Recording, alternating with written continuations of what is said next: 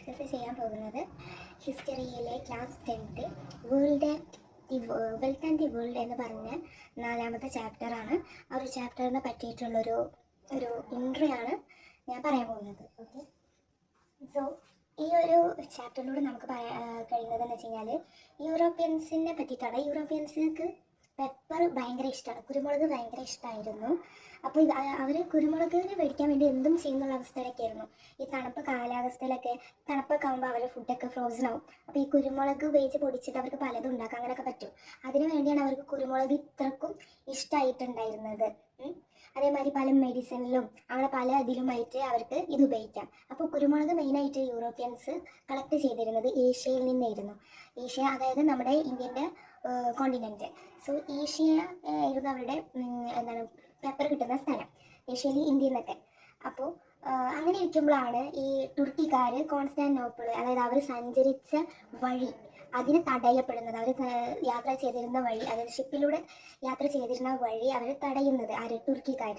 അങ്ങനെ അവരെന്ത് ചെയ്ത്, യൂറോപ്യൻസ് ഇങ്ങനെ വഴി തടഞ്ഞപ്പോൾ അവർക്ക് കുരുമുളക് കിട്ടണം, അവർക്ക് വേറെ വഴിയും ഇല്ല.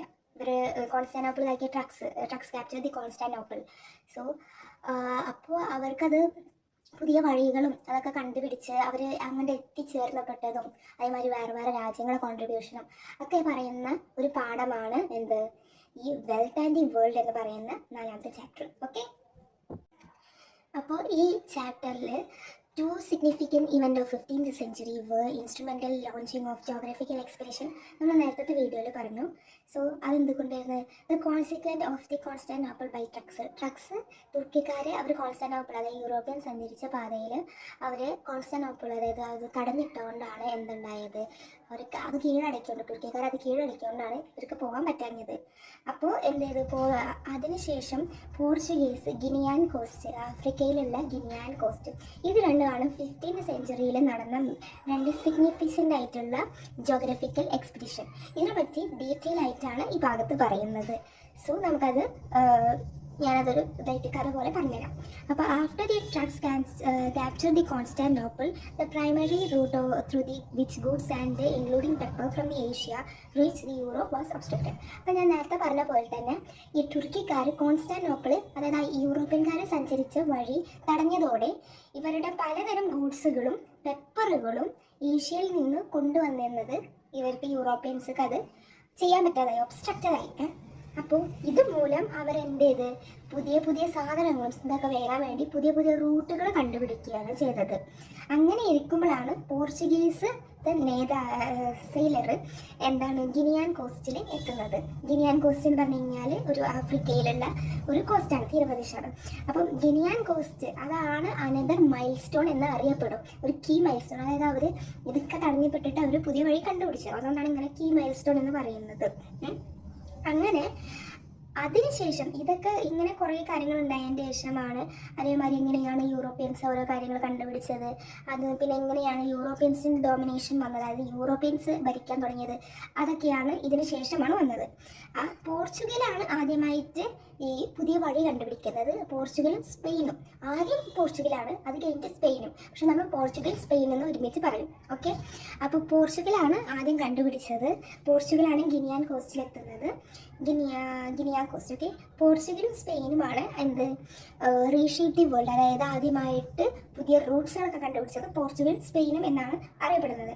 അത് കഴിഞ്ഞിട്ടാണ് നെതർലാൻഡ്, ഇംഗ്ലണ്ട്, ഫ്രാൻസ് അങ്ങനത്തെ ആൾക്കാരൊക്കെ പുതിയ പുതിയ വഴികൾ ഇവർ കഴിഞ്ഞിട്ടാണ് അവരത് കണ്ടുപിടിക്കുന്നത്. ഓക്കെ, ഈ ഭാഗം മനസ്സിലായെന്ന് വിചാരിക്കുന്നു.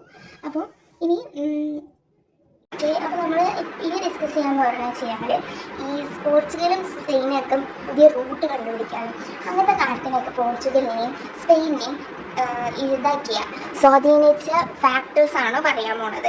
Countries are located along the Atlantic coast. A geographical advance greatly contribute in their involvement of global exploration.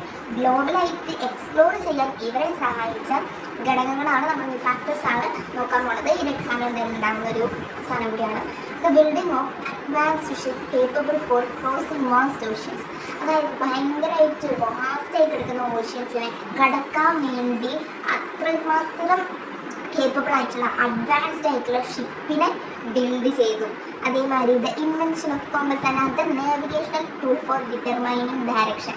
അതായത് ഈ നാവിഗേഷണൽ ടൂള് അങ്ങനത്തെ നമ്മൾ സൗത്ത് വെസ്റ്റ് ഈസ്റ്റ് അങ്ങനത്തെ ഒക്കെ അറിയാൻ വേണ്ടി അങ്ങനത്തെ ഒക്കെ കുറേ ഇൻവെൻഷൻ അങ്ങനത്തെ നാവിഗേഷണൽ ടൂളൊക്കെ അവർ ഇൻവെൻറ്റ് ചെയ്തിട്ട് അവർ എങ്ങോട്ട് പോകണം, ഏത് ദിശയിലേക്ക് പോയാൽ നമ്മൾ ഉദ്ദേശിച്ച സ്ഥലത്തെത്താൻ പറ്റുക, അങ്ങനെയൊക്കെ അവർ തിരിച്ചറിഞ്ഞു. ഇനി patronage ഓഫ് ദി റൂളേഴ്സിൻ്റെ ഭാഗത്തുണ്ടായിരുന്ന വൻ സപ്പോർട്ട്. ഓരോ രാജ്യങ്ങളിൽ നിന്ന് പോർച്ചുഗീസ് സ്പെയിൻ ആയാലും അവരുടെ റൂളേഴ്സിൻ്റെ ഭാഗത്തുണ്ടായിരുന്ന വൻ സപ്പോർട്ട് കാരണം സ്ട്രോങ് മിലിറ്ററി പവർ മൂലം അവർ എന്തെങ്കിലും ഉണ്ടാക്കാൻ വന്നിട്ടുള്ള അങ്ങനെയൊക്കെ വേണ്ടി സുരക്ഷമായി നിൽക്കുന്ന military power.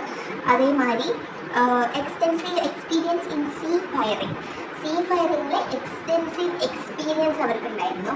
Advance in cartography and astronomy. Cartography അതായത് ആസ്ട്രോണമിയിൽ സൂര്യൻ, ചന്ദ്രനോട് ക്ലൈമറ്റ് ചേഞ്ച്, ഓഷ്യൻസിൻ്റെ തിരപ്പിളക്കൂട് എങ്ങനെ, ഓഷ്യൻസിൻ്റെ ഇതെങ്ങനെ സ്വഭാവം എങ്ങനെ, അതൊക്കെ അനുസരിച്ച് അത് പഠിച്ച് അതിനെക്കുറിച്ച് അഡ്വാൻസ് ആയിട്ടുള്ള നോളജ് ഒക്കെ ഉണ്ടായിട്ടാണ് അവർ ഈ ജോഗ്രഫിക്കൽ എക്സ്പ്ലോറേഷന് ഇറങ്ങിയതും. അതിന് ഈ ഇതൊക്കെയാണ് അവരെ സഹായിച്ചിരുന്നതും. ഇനി യൂറോപ്യൻ, ഇപ്പം നമ്മൾ പഠിച്ച കാര്യം മനസ്സിലായല്ലോ. ഇനി നമ്മൾ പോകുന്നത് European expedition to other continent. യൂറോപ്യൻ്റെ മറ്റു കോണ്ടിനെൻറ്റിലേക്കുള്ള എക്സ്പ്ലോറാണ് നമുക്ക് പറയാൻ പോകുന്നത്. The early expedition of European world to African continent. അപ്പോൾ യൂറോപ്യൻ്റെ ആദ്യത്തെ എക്സ്പെഡിഷൻ അല്ലെങ്കിൽ ആദ്യത്തെ സഞ്ചാരം എവിടേക്കായിരുന്നു? ആഫ്രിക്കൻ കോണ്ടിനെൻറ്റിലേക്കായിരുന്നു. എവിടേക്കായിരുന്നു? African continent. എന്തുകൊണ്ടാണ് അവർ അങ്ങോട്ട് പോകാൻ കാരണം? വെറുതെ അവരെ തുണി മരുന്ന് പോകില്ല. അതെന്തെങ്കിലുമൊക്കെ അവർക്കൊരു നല്ല രീതിയിലൊരു മോട്ടീവ് കിട്ടിക്കഴിഞ്ഞാൽ അവരങ്ങോട്ട് പോകുള്ളൂ. അപ്പോൾ എന്തെങ്കിലുമൊക്കെ കാരണം ഉണ്ടാവില്ല. അപ്പോൾ നമുക്ക് നോക്കാം. Knowledge of the gold deposit in the Niger plains motivated Portugal to embark on such ventures. അപ്പോൾ എന്താണ് അവിടെ ഞാൻ പറഞ്ഞില്ലേ വെറുതെ അവർ പോകില്ല. അപ്പോൾ അവിടെ എന്താണ് ഗോൾഡ് ഡെപ്പോസിറ്റ് ഉണ്ടായിരുന്നു, സ്വർണ്ണ നിക്ഷേപനം. അതുണ്ടായത് കൊണ്ട് തന്നെ അത് ധാരാളം ഉണ്ടായിരുന്നു. ആഫ്രിക്കൻ ആ ഒരു നിഗർ പ്ലെയിനിൽ ഗോൾഡ് ഡെപ്പോസിറ്റ് ഉണ്ടായിരുന്നു. ഇതാണ് motivated Portugal to embark the such ventures. അങ്ങോട്ടൊക്കെ പോകാൻ അങ്ങനെയൊക്കെ മോട്ടിവേറ്റ് ചെയ്ത ഒരു കാര്യം ഇതാണ്. അപ്പം പ്രത്യേകമായി ഗോൾഡ് ഡെപ്പോസിറ്റ് ആണ് അത് നിഗർ പ്ലെയിൻസിൻ്റെ. അതാണ് പോർച്ചുഗലിനെ അവരെ ഒന്ന് മോട്ടിവേറ്റ് ചെയ്ത കാര്യം ഈ ആഫ്രിക്കൻ കോസ്റ്റിലേക്ക് കോണ്ടിനെൻറ്റിലേക്ക് പോകാൻ. The Portuguese initiated their conquest of Africa in 1415. അവർ പോർച്ചുഗീസ് അവരുടെ കോൺസിക്വൻ്റ് എന്ത് ചെയ്തു? 1415 അവിടെ എന്ത് ചെയ്തു? കോൺസിക്വൻ്റ് അവർ ഇനീഷ്യേറ്റ് ചെയ്തു. അത് ഇങ്ങനെ by capturing Ceuta a city of Moroccan coast. എന്താണ് സീത എന്ന് പറയുന്നത് ക്യാപ്ചറിങ്, അതായത് അവരെന്ത് ചെയ്തു? സീതനെ ക്യാപ്ചർ ചെയ്തു. ആ ഒരു പ്ലേസിനെ ക്യാപ്ചർ ചെയ്തു. മൊറോക്കൻ സിറ്റി ഒരു സ്ഥലമാണ് സീത. അത് അവർ ക്യാപ്ചർ ചെയ്തു. നമ്മൾ കണ്ടില്ല ട്രക്സ് ക്യാപ്ചർ, തുർക്കിക്കാർ ക്യാപ്ചർ, അതേമാതിരി ഇവർ ക്യാപ്ചർ ചെയ്തു. കാരണം അവരുടെ കോളനിയായിട്ടൊക്കെ രീതിയിൽ അവർ ക്യാപ്ചർ ചെയ്തു. അപ്പോൾ അവർക്ക് കുറേ ഗോൾഡ് ഡെപ്പോസിറ്റ് കിട്ടും. ഇവർ ഭീഷണിപ്പെടുത്തിയിട്ട് ഇവർക്ക് കൊണ്ടാകും. അങ്ങനെ ഇവർ ചെയ്തു. അങ്ങനെ these later become A vital granary for them. ഇത് എന്തായി? ഈ പോർച്ചുഗീസുകാരുടെ എന്തായി? ഈ നെല്ലൊക്കെ നിക്ഷേപിക്കുന്ന സ്ഥലമായി മാറി. ഇതൊരു ധ്യാനം ഈ നെല്ലൊക്കെ നിക്ഷേപിക്കുന്ന സ്ഥലമായി മാറി. Okay, for them. Only early challenges for Portuguese explorers was to crossing the Cape of Bojador. അപ്പോൾ പിന്നീട് ഇതൊക്കെ ക്യാപ്ചർ ചെയ്തതിന് ശേഷം അവരുടെ അടുത്ത ചലഞ്ച് എന്തിരുന്നു? കേപ്പ് ഓഫ് ബൊജേദാർ എന്ന് പറഞ്ഞിട്ടുള്ള കോസ്റ്റിനെ മറികടക്കാനായിരുന്നു അവർക്ക് പിന്നത്തെ ചലഞ്ച്. പക്ഷേ എന്ത് തന്നെ ആയാലും അവർ വിട്ടുകൊടുത്തില്ല. However after successfully navigating it in the 1434 they gained access to other region along the African coast. പക്ഷേ അവർ ഭയങ്കരമായിട്ട് നാവിഗേറ്റ് ചെയ്ത് ആദ്യം പോകും, പിന്നെ തിരിച്ചു വരും, പിന്നെ അങ്ങനെ തന്നെ പോകും, പിന്നെ തിരിച്ചു വരും, പിന്നെ അങ്ങനെ നാവിഗേറ്റ് ചെയ്ത് 1434 അവരെന്ത് ചെയ്ത് പഠിച്ചു, മനസ്സിലാക്കിയിട്ട് അവരെന്ത് ചെയ്ത് ക്രോസ് ചെയ്തു. മാത്രമല്ല അവർ ആഫ്രിക്കയിലുണ്ടായിരുന്ന അതർ റീജിയനെയും അവരെന്ത് ചെയ്ത് അവരുടെ അവിടെ കയ്യിലാക്കി. Gain access. They also gained access in other region of the Africa. This breakthrough allowed them to profit significantly from the trade and gold and slaves, further encouraging these exploration efforts. അപ്പോൾ ഇവർ ഇത്രമാത്രം efforts എടുത്തിട്ട് ഇത്രമാത്രം ഓരോ സ്ഥലങ്ങൾ കണ്ടുപിടിക്കുന്നു, അവരോരോന്ന് cross ചെയ്യൽ എങ്ങനെയെന്ന് കണ്ടുപിടിക്കണേ. അപ്പോൾ ഇവർക്ക് ഇങ്ങനെ ചെയ്യുന്നതിന് ഇവർക്ക് എന്താ ലാഭം എന്ന് നമ്മൾ ആലോചിക്കും. പക്ഷേ ഇവർക്ക് ഇങ്ങനെ ക്രോസ് ചെയ്യുന്നത്, ഇങ്ങനെ സ്ഥലം കണ്ടുപിടിക്കുന്നതിന് മൂലം ഇവർക്ക് കുറേ ഗോൾഡ് കിട്ടുന്നുണ്ട്. എന്തിന്? കച്ചവടത്തിന് ആവശ്യമുള്ള ട്രേഡ് ഓഫ് ദി ഗോൾഡ്. അതേമാതിരി സ്ലേവ്സ്, അടിമ ആയിട്ടുള്ള ആൾക്കാരെ കിട്ടും. പണ്ട് കാലത്ത് അടിമ ചന്തകൾ, അടിമനെ വിൽക്കാൻ പറ്റിയ ചന്തകളൊക്കെ ഉണ്ടായിരുന്നു. അപ്പോൾ അങ്ങനെയൊക്കെ നല്ല പൈസ ഒക്കെ കിട്ടും ഇങ്ങനെ സ്ലേവ്സിനൊക്കെ വിറ്റ് കഴിഞ്ഞാൽ. അപ്പോൾ അതിനൊക്കെ എന്താണ് സഹായിക്കുന്നത് കൊണ്ട് അങ്ങനത്തെ ധാരാളം പ്രോഫിറ്റോ പണം കിട്ടുന്നത് കൊണ്ടാണ് ഇത് ഇത്രക്കും കഷ്ടപ്പെട്ടിട്ട് ഇങ്ങനെ കാര്യങ്ങളൊക്കെ ചെയ്യുന്നത്. അതാണ് എൻകറേജിങ് ദയർ എക്സ്പ്ലോറേഷൻ എഫേർട്സ്. ഇതാണ് ഇവരെ എൻകറേജ് ചെയ്യുന്ന കാര്യം. എന്ത്? ഗോൾഡും സ്ലേവ്സും അവരുടെ ട്രേഡിന് വേണ്ടി കിട്ടും. ഓക്കെ, അത് കഴിഞ്ഞതിന് ശേഷം Portuguese in addition to Africa, the Portuguese expanded agriculture and established colonies on nearby Iceland in the Atlantic. അവരെന്ത് ചെയ്ത്? ആഫ്രിക്ക മാത്രമല്ല, അവർ അറ്റ്ലാന്റിക് സമുദ്രവും ക്യാപ്ചർ ചെയ്ത്, അറ്റ്ലാന്റിക്കും അവർ എന്ത് ചെയ്ത് ക്യാപ്ചർ ചെയ്ത്. അതേമാതിരി അവരെന്ത് ചെയ്ത് അവിടെ കോളനീസ് എസ്റ്റാബ്ലിഷ് ചെയ്ത്, ഓരോ കോളനി പോലെ എസ്റ്റാബ്ലിഷ് ചെയ്ത് അവർ പറയുന്ന രീതിയിൽ ചെയ്യിക്കുക, അങ്ങനത്തെ രീതിയിൽ. അതേമാതിരി അറ്റ്ലാന്റിക് കോസ്റ്റ്, ഐസ്ലാൻഡ്സ് അവരെന്ത് ചെയ്ത് ക്യാപ്ചർ ചെയ്ത്. In short, these ventures in Africa and colonization of Atlantic Iceland eventually paved the way for finding sea routes to Asia, making a crucial milestone in global exploration. ചുരുക്കത്തിൽ പറഞ്ഞു കഴിഞ്ഞാൽ ഇങ്ങനത്തെ കണ്ടുപിടിക്കുന്ന വെഞ്ചേഴ്സൊക്കെ ആഫ്രിക്കയിലുള്ള colonisation അവർ ആരംഭിച്ചു. അതേമാതിരി തന്നെ അറ്റ്ലാന്റിക് ഐസ്ലാൻഡിലും ഇതെന്ത് ചെയ്തു? വിത്ത് പാകി എന്തിലേക്കുള്ള ഏഷ്യൻ്റെ സീ റൂട്ട്, ഏഷ്യയുടെ ഏഷ്യക്ക് എങ്ങനെ പോകാം എന്നുള്ള ഒരു അറിവ് അവർക്ക് കിട്ടിയത് ഇങ്ങനെ ആഫ്രിക്കയിലൂടെയും അറ്റ്ലാന്റിക് ഐസ്ലാൻഡിലെയാണ്. അപ്പോൾ these eventually pave the finding a route, sea route to Asia. ഇതാണ് അടുത്ത ക്രൂവിക്കൽ മൈൽ സ്റ്റോൺ, ഗ്ലോബൽ എക്സ്പ്ലോറേഷനിൽ സഹായിച്ച ഒരു വലിയ ക്രൂവിക്കൽ മൈൽ സ്റ്റോൺ. അപ്പോൾ ഞാനിവിടെ കോളനിവൽക്കരണം, കോളനൈസേഷൻ എന്താണ് ഞാൻ ഇവിടെ പറഞ്ഞതിൽ വിട്ടുപോയതാണ്. Colonisation is a process by which a country establish domination in an alien country. The colonisers tried to exploit the colonies through economic, political and cultural domination. അതായത് വേറെ രാജ്യക്കാർ ഇവരെ കീഴ്പ്പെടുത്തി ഇവിടെ കോളനികൾ സ്ഥാപിച്ചിട്ട് ഇവരുടെ പൊളിറ്റിക്കലും എക്കണോമിക്കലും, അതായത് വേറെ ഏലിയൻ കൺട്രീസ്, അതായത് വേറെ കൺട്രീസ് അവരുടെ ചിന്താഗതിയും ഇതൊക്കെ ഈ ഒരു രാജ്യത്തിൽ അടിച്ചമർത്തിയിട്ട് അവരെ സ്ലേവ്സ് ആക്കിയിട്ടൊക്കെ ഉപയോഗിക്കുന്നതിനെയാണ് കോളനൈസേഷൻ എന്ന് പറയുന്നത്. ജസ്റ്റ് ഒന്ന് മനസ്സിലാക്കി വെക്കുന്നത് നല്ലതാണ്. ഓക്കെ, ഇനി നമ്മൾ അടുത്തതിലേക്ക് പോകാം. അപ്പോൾ in 1488 the Portuguese sailor Bartolomeu Dias reached the Cape of Good Hope located at southern tip of Africa. അപ്പോൾ 1488 പോർച്ചുഗീസ് സെയിലറായിട്ടുള്ള ബർട്ടോലമോ ഡൈസ് എവിടെ എത്തി? Cape of Good Hope. അത് കേപ്പ് ഓഫ് ഗുഡ് ഹോപ്പ് എന്ന് പറഞ്ഞു കഴിഞ്ഞാൽ ആഫ്രിക്കയുടെ ടിപ്പ് ഭാഗത്തിനെ സദേൺ ടിപ്പിനെയാണ് കേപ്പ് ഓഫ് ഗുഡ് ഹോപ്പ് എന്നറിയപ്പെടുന്നത്. അവിടെ ആരെത്തി? നമ്മുടെ ബർട്ടോലമോ ഡൈസ് അവിടെ എത്തി. However, he was unable to navigate the rough sea route to India and was forced to return. പക്ഷേ അയാളുടെ ലക്ഷ്യം എന്തായിരുന്നു?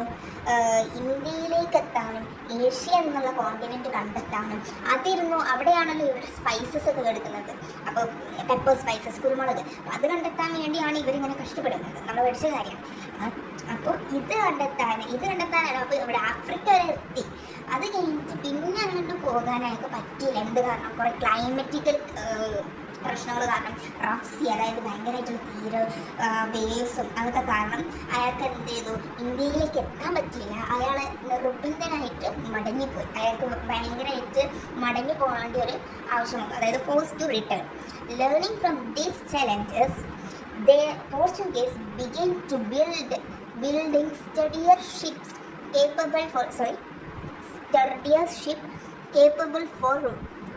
of withstanding and harsh condition of the Indian coast. അപ്പോൾ ഈ പോർച്ചുഗീസുകാർക്ക് മനസ്സിലായി അറ്റ്ലാന്റിക് കോസ്റ്റിൻ്റെ അത്രക്കും എളുപ്പമല്ല, അല്ല ഈ ഓഷ്യൻ്റെ അത്രക്കും എളുപ്പമല്ല ഇന്ത്യൻ ഓഷ്യൻ മറികടക്കാൻ അവർക്ക് മനസ്സിലായി. അവിടുത്തെ ക്ലൈമറ്റും അതൊക്കെ ഭയങ്കര പാടായിട്ടുള്ള കാര്യമാണെന്ന് ആർക്ക് മനസ്സിലായി? പോർച്ചുഗീസുകാർക്ക് മനസ്സിലായി. അങ്ങനെ അവരെന്ത് ചെയ്തു? അതിനനുസരിച്ച് അവരവിടെ വിട്ടുകൊടുത്തില്ല. അതിനനുസരിച്ച് കേപ്പബിൾ ആയിട്ടുള്ള ഹാർഷ് കണ്ടീഷനിലൊക്കെ ഇതാക്കാൻ പറ്റിയിട്ടുള്ള ഷിപ്പുകൾ അവർ ബിൽഡ് ചെയ്ത്, എന്നിട്ട് a decade later in 1498 Vasco da Gama follow the same route and successfully. അങ്ങനെ 1498 Vasco da Gama follow the same route. Vasco da Gama same route ഈ ബർട്ടോലമോ ഡൈസ് ഫോളോ ചെയ്ത അതേ root തന്നെ ആര് ഫോളോ ചെയ്തു? Vasco da Gama follow ചെയ്ത് and successfully sailed around the eastern coast of Africa where the Cape of Good Hope. അപ്പോൾ Bartolomeu Dias എവിടെ വെച്ചാണ് നിർത്തിയത്? അവിടെയൊക്കെ വാസ്കോ ഡ ഗാമ നല്ല സുഖമായിട്ട് എന്ത് ചെയ്തു? സെയിൽ ചെയ്ത് പോയി അവിടെ റീച്ച് ചെയ്ത് കേപ്പ് ഓഫ് ഗുഡ് ഹോപ്പിലേക്ക് എത്തി. And he eventually reach the shore of Kappad, Kozhikode, India. This mark the beginning of the European domination in India. അപ്പോൾ എന്താണ്, അങ്ങനെ അയാൾ എവിടെ എത്തി? കാപ്പാട്, കോഴിക്കോട്, കാപ്പാട് ഷോർ ഓഫ് കാപ്പാട്, കോഴിക്കോട്, ഇന്ത്യയിൽ അയാളെത്തി. ഇതാണ് എന്തിനെ മാർക്ക് ചെയ്തത്? യൂറോപ്പിൻ്റെ ഡോമിനേഷൻ്റെ ഒരു ബിഗിനിങ് ആയിരുന്നു. യൂറോപ്യൻ ഭരണഘടനൻ്റെ ഒരു ബിഗിനിങ് ആയിരുന്നു ഈ ഒരു സംഭവം. ഈ വാസ്കോ ഡ ഗാമ എത്തിയത്. ഓക്കെ അത് കഴിഞ്ഞ് Spain was the another country took part in the geographical expression. അപ്പോൾ നമ്മൾ നേരത്തെ പഠിച്ചിരുന്നു സ്പെയിൻ ആയിരുന്നു പോർച്ചുഗീസ് കേന്ദ്ര രണ്ടാമത്തെ കൺട്രി ജോഗ്രഫിക്കൽ എക്സ്പെഡിഷനെ സഹായിച്ചത്.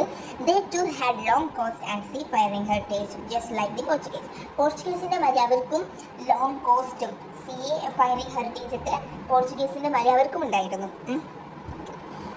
They received the patronage of the King Ferdinand and Isabella, the ruler of Spain. അപ്പം അവർക്കും അവരുടെ കിങ് ഇസബെല്ല ഫെർഡിനാൻഡിൻ്റെയും റൂളേഴ്സിൻ്റെ സപ്പോർട്ടും അവർക്കും കിട്ടിയിട്ടുണ്ടായിരുന്നു. With the financial aid Spain in 1492. അപ്പോൾ സ്പെയിനിൽ ഭയങ്കര സമ്പത്തൊക്കെ ഉണ്ടായിരുന്നു. ക്രിസ്റ്റഫർ കൊളംബസ് ആണ് ഇറ്റാലിയൻ നാവികനായിട്ടുള്ള ക്രിസ്റ്റഫർ കൊളംബസ് റീച്ച് ദി